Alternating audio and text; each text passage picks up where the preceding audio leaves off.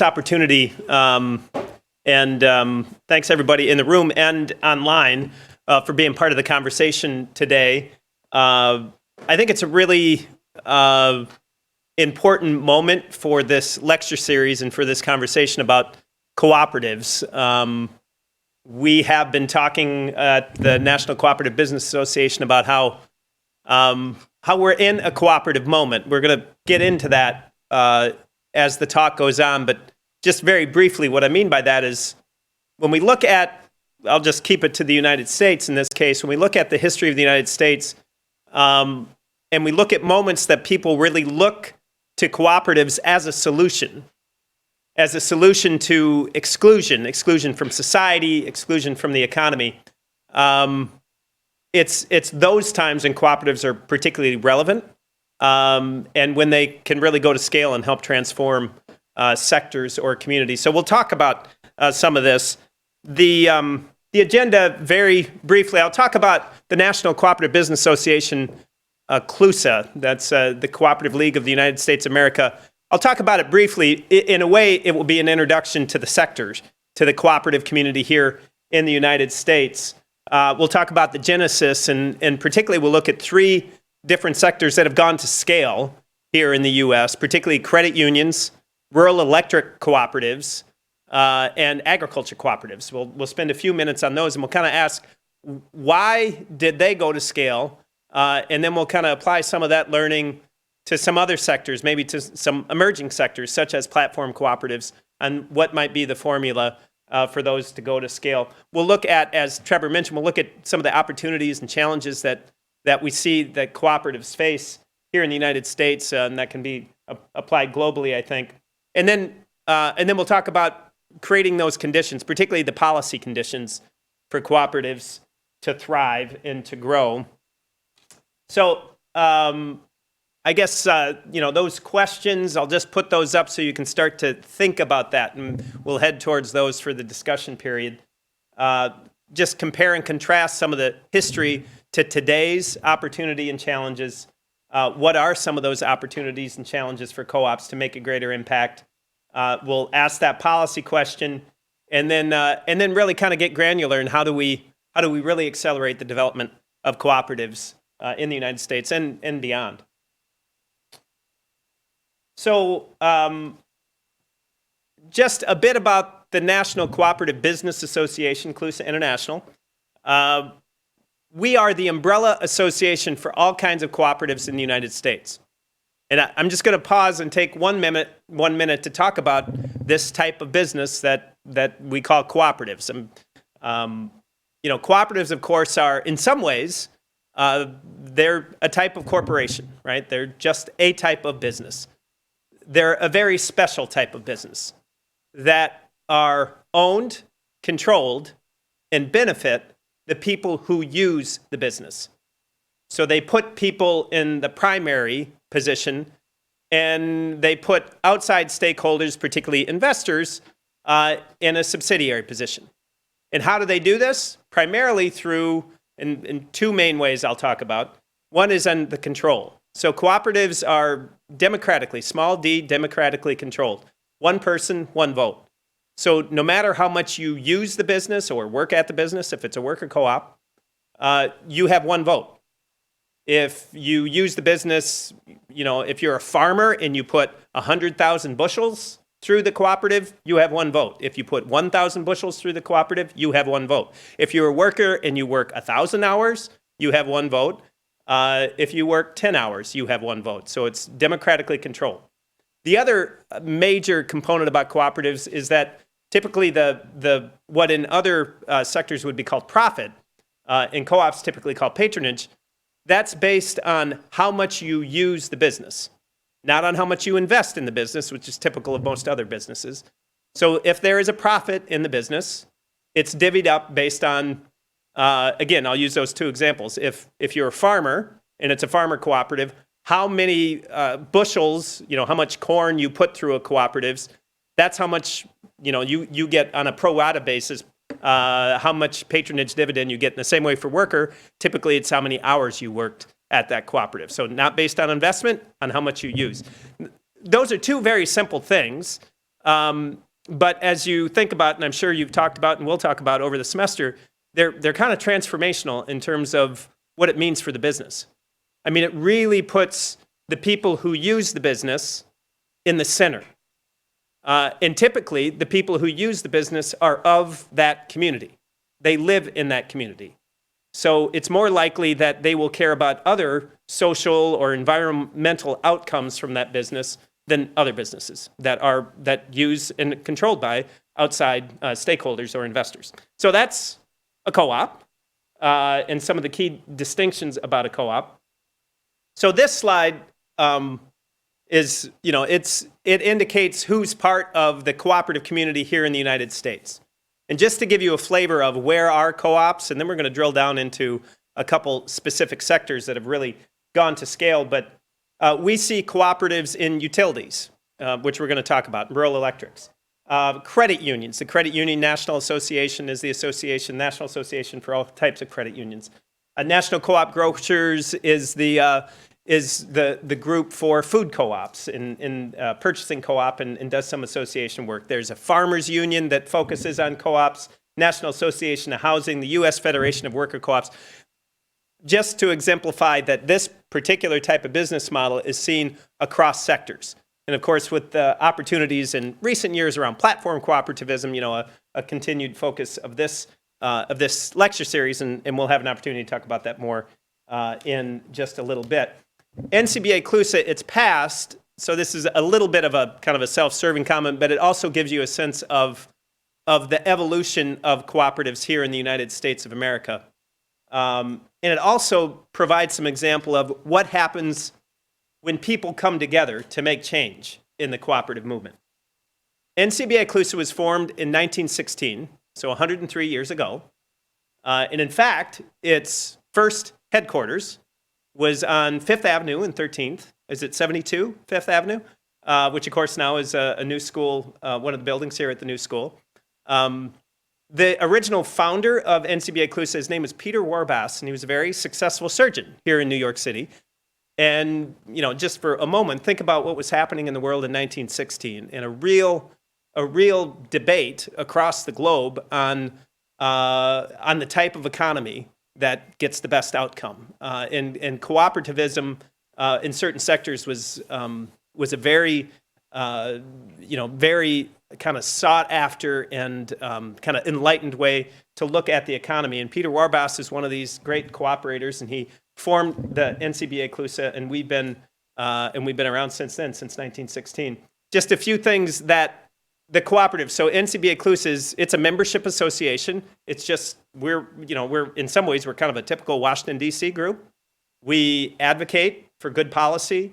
We increase public awareness of the cooperative business model. More recently, we really focus on thought leadership, meaning we create that content that's compelling to policymakers, to other stakeholders that show the co-op distinction. And then we also are part of the co-op development ecosystem that we'll talk about in a little bit. In 1944, NCBA CLUSA helped create a very famous NGO called the Cooperative for Assistance and Remittance to Europe, CARE. It continues today. They're not part of us anymore. And essentially what that was the U.S. cooperative community coming together to deal with war-ravaged Europe. And soon it looked beyond that humanitarian location in just Europe and across the world. We helped, that is, the domestic cooperative community here in the United States, help create other cooperative communities, particularly in India. It was some of our first work, and a huge cooperative movement over there now, today. We do a lot of, in CBA CLUSA, we actually, as part of kind of an extension of the cooperative principles and the cooperative identity, we have done cooperative development in 80 different countries in the last 50, almost 60 years. Today, we're in about 21 different countries doing cooperative development, bringing the cooperative principles to the developing regions of the world. We've created financial institutions. We've created other programs to help develop cooperatives in the United States. And in the early 2000s, we were part of and created the .coop domain. So you can purchase, if you're a cooperative or in the cooperative community, you don't need to be a .com or a .org. or a .net, you're a .coop, and so we own and help manage that domain. So cooperatives today, to give you a sense of here in the United States, what's it look like? Just a few numbers. There are known about 65,000 co-op establishments in the United States. About 1 out of every 3 people in the United States is a member of a co-op. The lion's share of those, actually, the majority, are part of credit unions. Credit unions are financial cooperatives. There in agriculture, there's, depending on an accountant, maybe there's 2 million farmers left. Over half of the farmers are part of co-ops. Many of the foods that we eat are that come from a cooperative sector. About 80% of all dairy comes from cooperatives, for example. Globally, we're part of a much bigger community. About 12% of all people in the world are part of a co-op. Over 1 billion people are part of co-ops. So, you know, this is, as Trevor mentioned, it's kind of a hidden, secret. This is, the cooperative business model is not marginal. It has gone to scale. And it's really transformed a lot of sectors because, at the end of the day, because of that nature of the co-op, again, putting people who use the business in the center so that they both control and they get the benefit from. They receive more benefit from their businesses, they have more control, they get better outcomes. So that's just a few things about here in the United States. I do want to talk about, I mentioned cooperative identity a little bit, and just 1 minute on that. That's actually a term of art by the International Cooperative Alliance. So I work with the National Cooperative Business Association here in the United States, the APEX. There's another group globally that we're a member of, and that Cooperatives UK, and that, the German Apex Association, and about 90 other co-op Apex associations, called the International Cooperative Alliance. And they do many things. I mean, they basically advocate for the cooperative business model also and raise public awareness. One of the things they do is that they're kind of the arbiter and the holder of the cooperative identity. And you can go on the website for the International Cooperative Alliance and see what that means. What it means is there are an agreed upon set of shared values, cooperative principles, and kind of guidance notes that gives you more sense of what we mean by that when you talk about a cooperative. Now, for instance, the shared values of cooperatives include self-help, self-responsibility, democracy, equality, equity, and sustainability. So these are shared values of the cooperative movement, of the cooperative community. There's 7 principles of cooperatives, which I won't name. You can take a look at them, such as voluntary. It's a voluntary organization. You can't be mandated to be part of a cooperative. Education and training is one of the principles. Care for community and cooperation among cooperatives are a few of the principles. So there's meaning beyond. I started out saying that the cooperative business model is just a type of business, like a C Corp or a limited liability company, or a general partnership. Well, I was wrong. I mean, it is a type of business that has particular governing principles, but it's also a values-based business that's been around.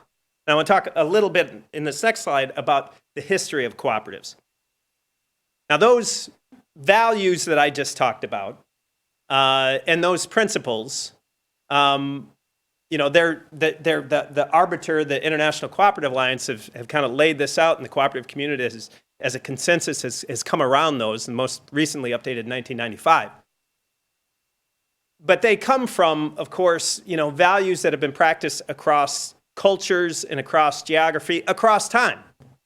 That idea of mutual self-help, of self-responsibility, of equality, of equity, that it isn't only cooperatives that have that. So, those values you certainly see in African culture, Native American culture, in Europe and Asia. What's special, I think, about the cooperatives is that there was, I'd say, an inflection point. In 1844, it's kind of part of the cooperative story, and it was in Rochdale, England, which is just outside of Manchester. I was there almost exactly a year ago, and it's a story that I really didn't appreciate until I was there, because think about that region in Manchester, England, also known as Cottonopolis at that time, 1844. This is, kind of at the beginning of the Industrial Revolution, cotton being one of the major commodities where industrialization added such value that this is some of the, wealthiest regions in the world because of these industrialists have figured out how to, use mechanization to change this commodity into something that they could sell for a whole lot more money. But at that time, and in a very quick fashion, the economy in that region was moving from a more, both agriculture and in urban areas, kind of more guild and craftsmen, and they were moving into this industrialized, factory-based. And many people realized how that squeezed, many of the good outcomes from the old economy, and it, tore apart families, and the working conditions were terrible, and children labor, and et cetera. And in the early part of the 19th century, there was a lot of social entrepreneurs, we'd call them today, people that were really trying to figure out how do we deal with the bad outcomes that are occurring with this rapid industrialization. But we still get some of the efficiencies and some of the good outcomes that can come from innovation. And there's a parade of people that have done this. The guy that people usually point to, his name is Robert Owen. And he was actually an industrialist who, in our day would be maybe even a billionaire. I mean, he was a very successful textile entrepreneur and industrialist who didn't like what he was seeing. And he started to experiment with different types of social enterprise. And you can read the history on it, but basically his story, and it mirrors a bunch of other people that were doing that kind of work at that time, there was a lot of experimentation and a lot of failure. But coming along in 1844, there were some folks, textile workers and flannel makers, who came together to fix a problem.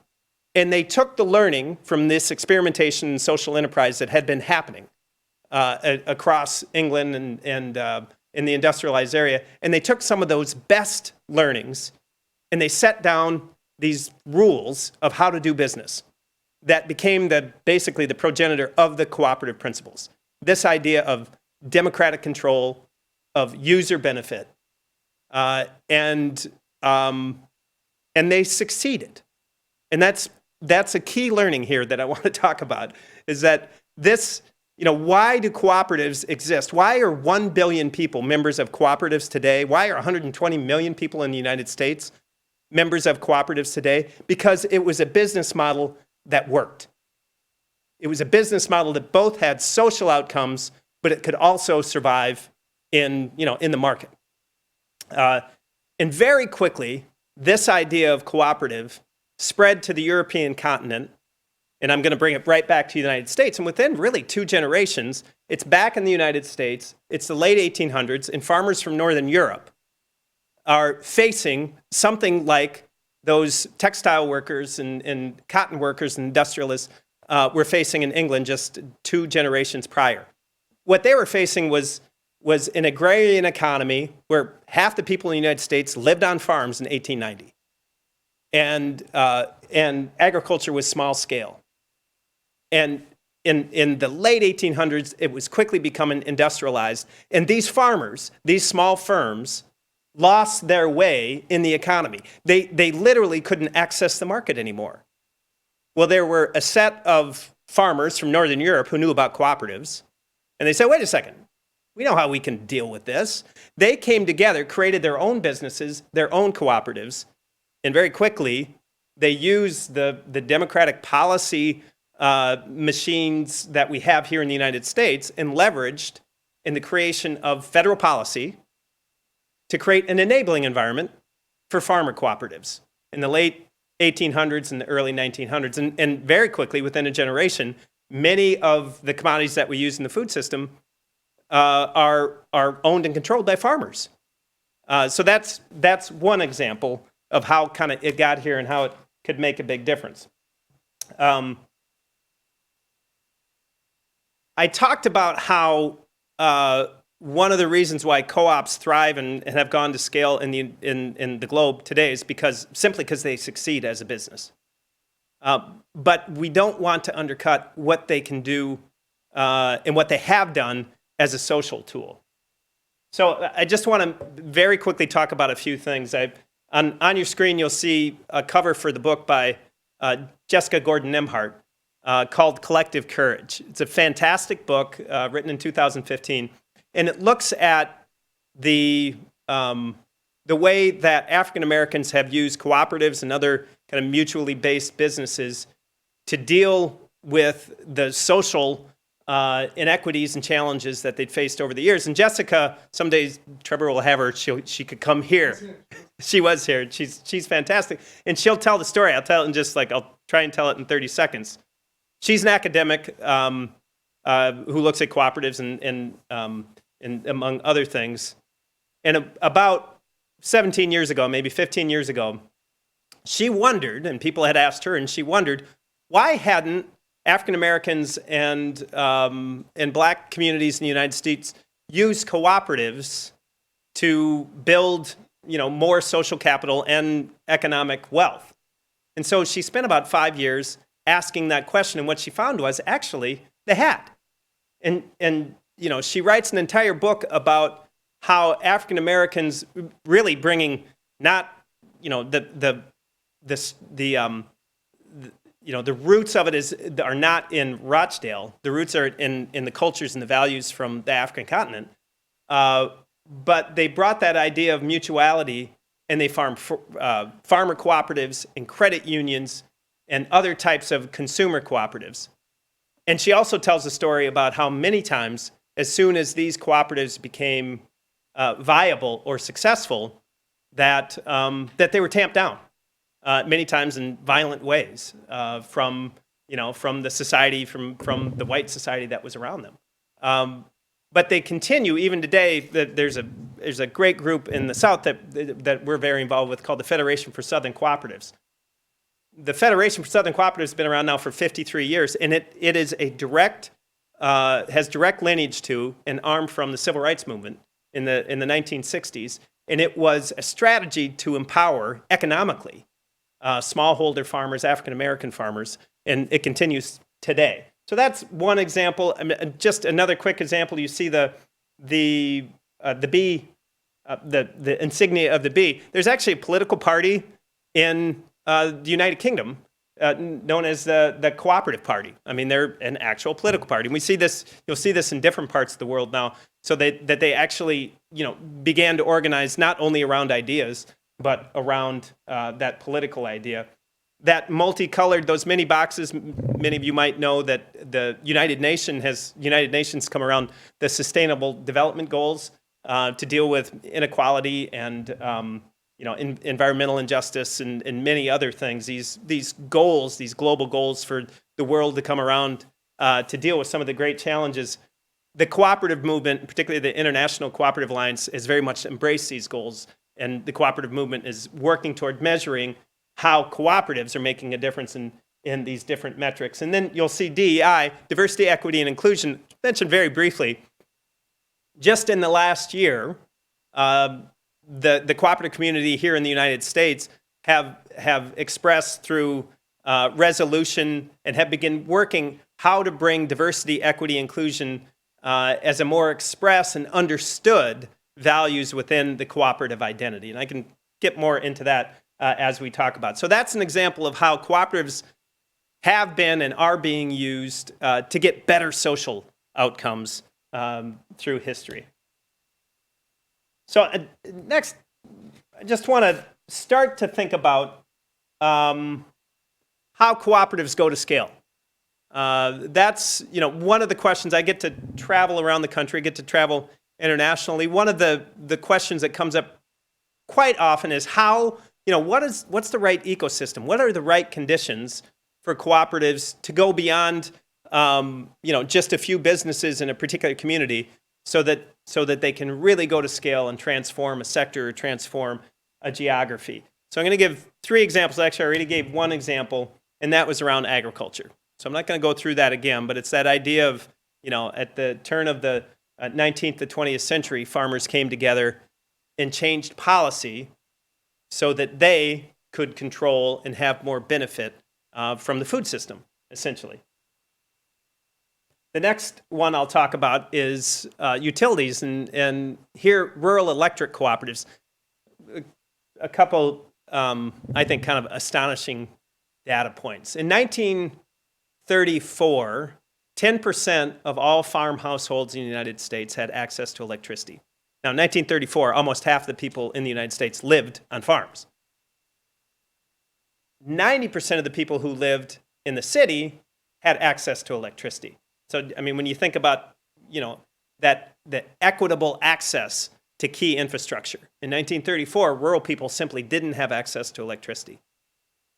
Because cooperatives were understood by the rural population because of agriculture cooperatives, they determined that the way to deal with this huge challenge was come together, create their own businesses, and work with the federal government to create, again, that policy enabling environment.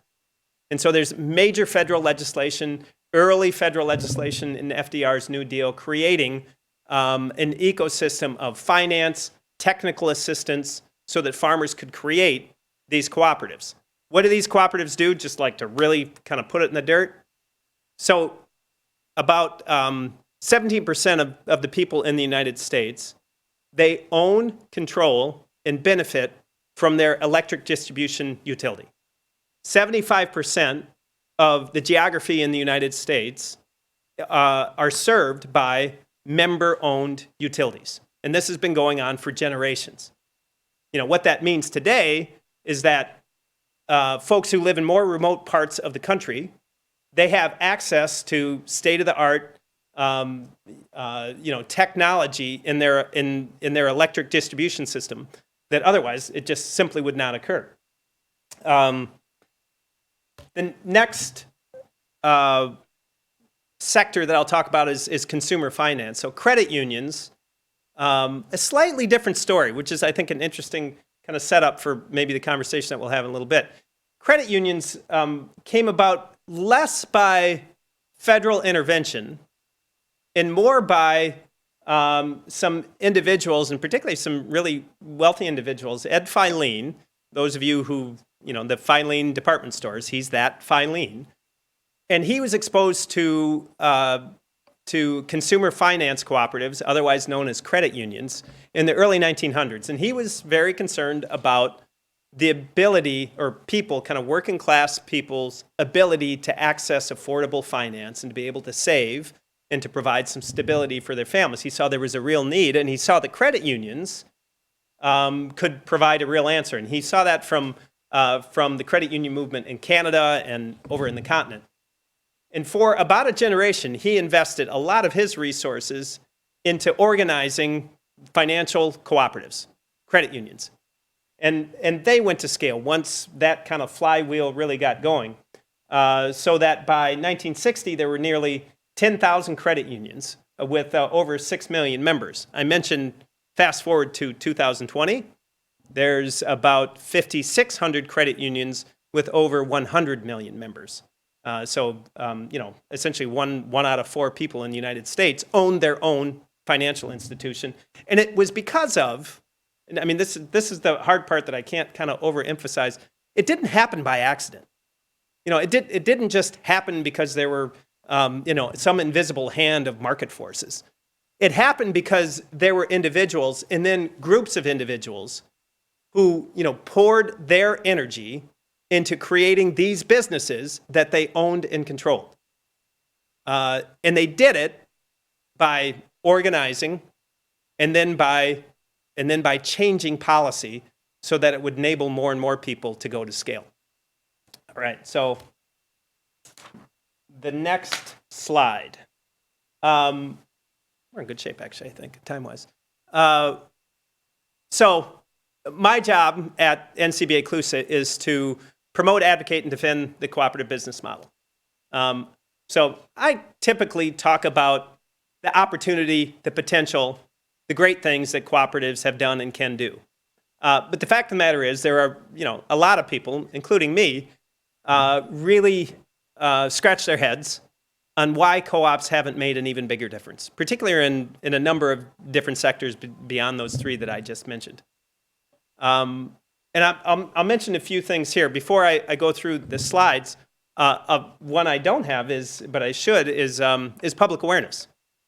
We did, NCBA CLUSA, about 5 years ago, we did some surveying on what's public awareness of cooperatives here in the United States. And we found about 23% of the general public understood basically what a cooperative is.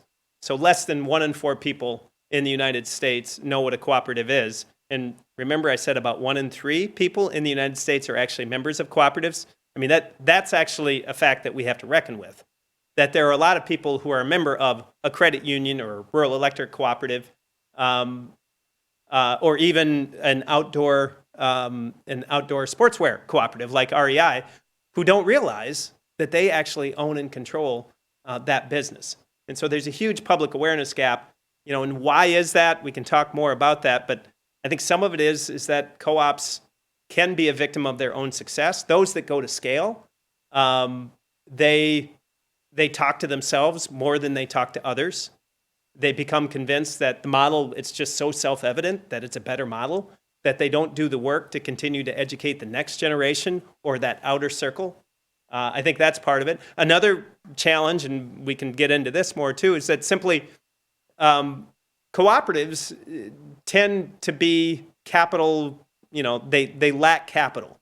They're not built to attract capital. They're built to solve problems for people. To brand, to move out a campaign, whether today, in the past, but particularly today, it takes a lot of resources and a lot of money. And co-ops don't necessarily have those types of resources, or they don't prioritize those resources to brand and tell the story like other types of business models do. Those other kind of obstacles for advancements of co-ops I've listed here, they can be difficult to organize. So we've talked about a number of times here that co-ops, the members of co-ops, because they own, control that business, to become a member of a co-op takes a little bit more than just walking into a store and giving your credit card and getting whatever good that you want. I mean, you actually need to understand what that business is about, particularly if you're establishing the co-op. There's a group of 10 or 100 people that are coming together to build a business, and they have to come together on what the goals of the business are, and to some degree how that business will be operated. So it's harder to operate, or it's harder to organize. The good news is, once a co-op is established, they tend to be quite a bit more resilient than other types of business forms. And by that I mean the survival rate of co-ops, once they're established, significantly outperforms other types of businesses. And the reason I'm convinced, it's because the hard work is done at the front. Once the stakeholders understand what the business is for and have come around and agreed on what it's for and the outcomes that they seek, it's more likely that they're going to stick with that business and that it will succeed. Co-ops have a hard time attracting capital. This is a perennial problem for cooperatives over time. The basic reason for that is because the people who use the business and not the investors control a cooperative. And so investors or capital that's looking for a place to park, a lot of times what they want is control of the business. So that's been a perennial. Now, cooperatives have dealt with that over time, and there's a lot of really important and innovative work today happening on how to solve this capital access problem. Historically, there's examples of it's typical in some of the larger ag cooperatives that when they seek capital and they need to get capital from beyond their membership group, they'll provide preferred stock, which is simply, it's equity with no voting right. The reason it's called preferred stock is because that stock, usually those who own the preferred stock, they get paid first before the non-preferred stock or the regular membership stock. That's been a very successful way for some cooperatives to be able to access dollars. And then the next item I have there is maintaining the co-op identity when big or when they get older. it's very typical in cooperatives to be able to see that the first generation of cooperative pioneers, those who created that business, they're very committed to the cooperative business model, to the principles and the shared values. That might go to the second generation. By the time you get to the third generation, it's harder to tell that genesis story and to really get people to understand, the reason that the co-op exists. We see some great examples across the country and across the world of co-ops that really invest a lot of time and energy on continuing to educate and tell the story. But that's a real challenge as the cooperatives become bigger. And then finally, competing in a well-capitalized private sector and social enterprise environment. This is probably more for the conversation time, but that gets back to the capital idea. And just a myriad of ways, when we think about cooperatives, you can think about it, they need to compete in maybe two different spaces these days. One is just the general business environment. So if you're an outdoor recreational wear co-op and you're REI, you're competing with Patagonia, with Dick's, with whoever, and you need to be able to perform in a way that you can meet them at the market. So in kind of the free market system, those co-ops need to be able to have the capital and to be nimble enough to perform in that free market area. So that can be really challenging. In another kind of area, more and more today is around, we'll call it social enterprise. People who are looking for business models that will yield outcomes beyond just profit.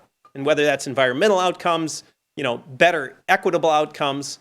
And today there's a lot of innovation happening with other types of social business models. And co-ops now actually need to compete in that realm. Now the good news on that is that while there's a lot of innovation happening with different types of social business models and social enterprise, what those others don't have that cooperatives do is a track record in the literature. Co-ops have been around since 1844 or before, and there has been a lot of work done on the governance, on knowing how to establish, on measuring outcomes. And so it's a known entity that's gone to scale in a number of ways. And so those that are looking for better social outcomes, they really need to look at cooperatives as a model because there's a lot to learn from it. Now, opportunities to advance cooperatives, kind of on the good side. We talked about challenges a little bit. That first bullet, increased relevance when people feel excluded. That we're in a cooperative moment right now. A lot of people feel excluded from their communities, from society, from their economy. Cooperatives are a way for them to be empowered once again. So cooperatives are, again, and more relevant than they've been for quite some time. Technology offers new channels for organizing. Platform co-op's a great example of that. And maybe that it is exemplified by platform co-ops. I think the great side about technology is that it lowers the cost significantly on kind of a per unit basis for sharing that information about the opportunity and to establish a co-op. The challenge is that co-ops tend to need a lot of social capital. They need to build trust among their members to be established, and that can be hard in a virtual platform. I think it's one of the challenges, but it's also an opportunity. There's significant capital on the sidelines looking to make social impact. That's a huge opportunity for cooperatives. There's a lot of resources, a lot of money out there that is looking for a place to invest in that can get better social outcomes, and co-ops should be one of the first places they look.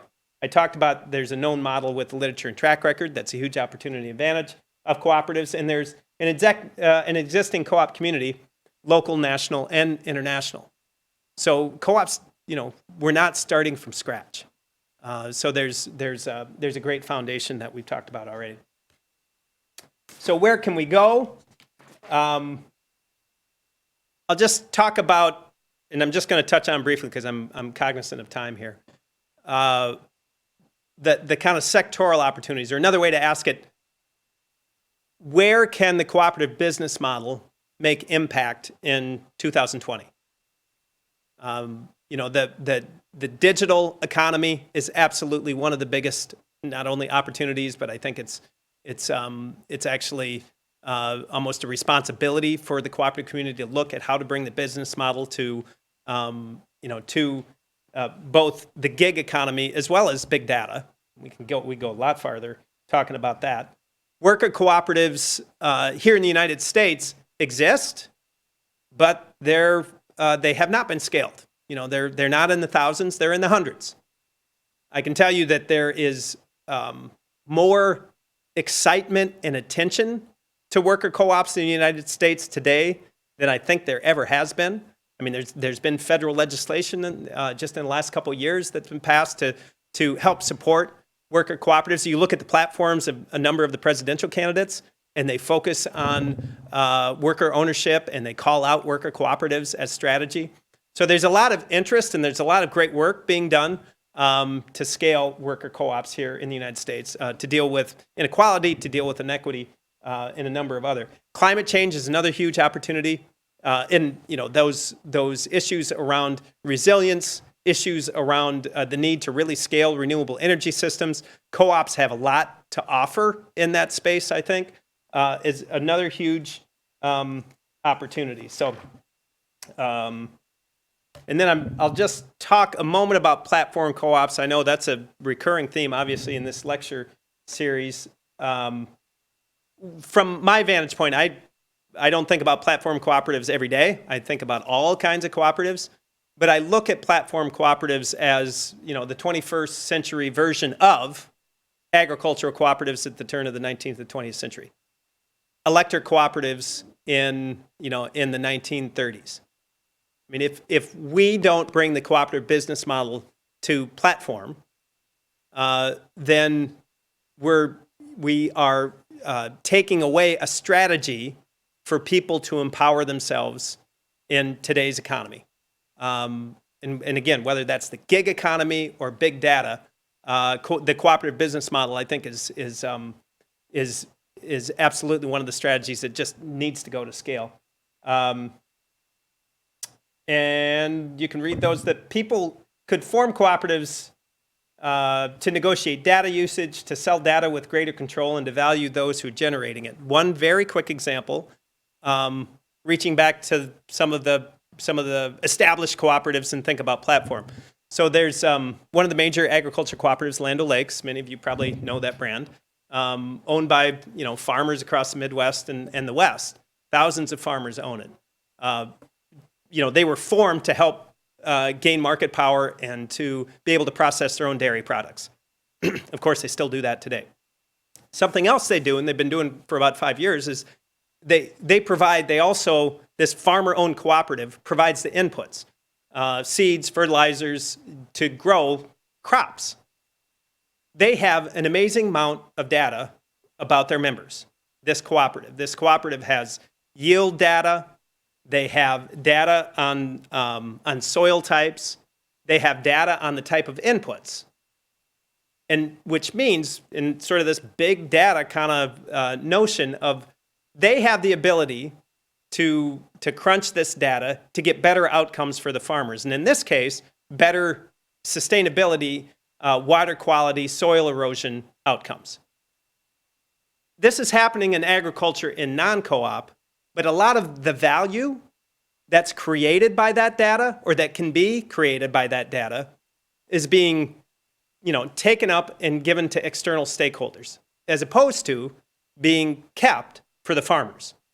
So that's one example of thinking about platform and big data and what it can mean. And there's application to certainly to utilities and electric and to other types of sectors as well.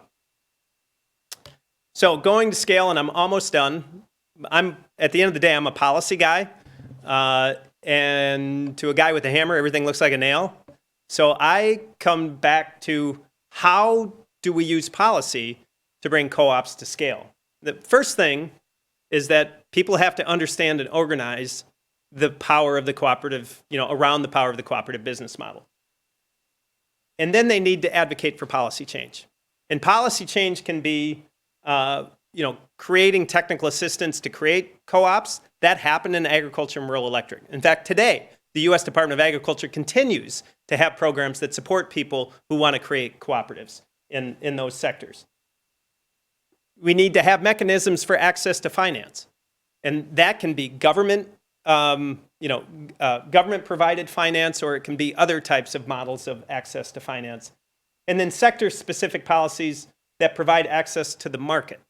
And so there's examples with credit unions or even housing co-ops, so policies that are directed specifically to that particular sector to make sure that they can access the market, in that sector. So those are three kind of key learnings that I want to leave folks that. So that's how do we get there? More people grasp the co-op potential, improve federal, state, and local policies. And at the end of the day, people really do matter. That's leadership at all levels. This idea of people coming together to create change, that's how we transform as a cooperative. But the people in this room, the people online, individuals really matter. They need to lead and step out and take some social risk to lead this cooperative movement in 2020. I am going to skip through that one. There were some examples of federal legislation that are helping gig economy workers. The point on this slide, and I'm not going to go into the detail, is that things are starting to happen in the policy realm to help people organize around the gig economy, around big data. And that work needs to accelerate and go to scale. And there's the questions for today, which I think is a good place to end the talk. And I'm just a few minutes over, so thank you very much. Thanks, everybody. Thank you very much, Doug. So we have today not only the American co-op movement, but we also have a representative of Mondragon here, the largest worker cooperative in the world. So we will get to that in the discussion section. But welcome here as well.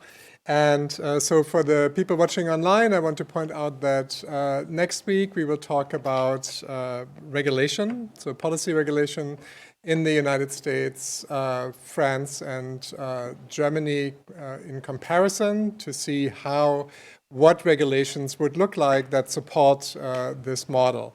And this is where I say goodbye to the people online, and Julie will cut us off, and we will